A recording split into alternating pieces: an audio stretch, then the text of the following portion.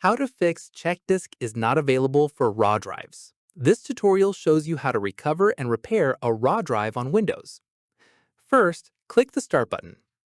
Type Command Prompt, right-click it, and click Run as Administrator. After that, click Yes if prompted by User Account Control.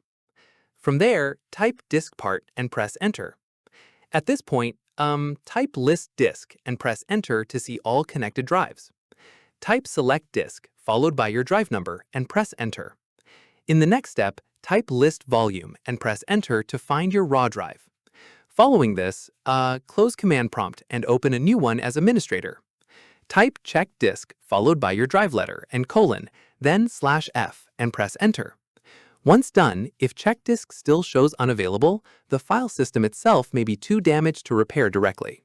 From here, type Format, followed by your drive letter and colon, then /FS:/NTFS and press Enter.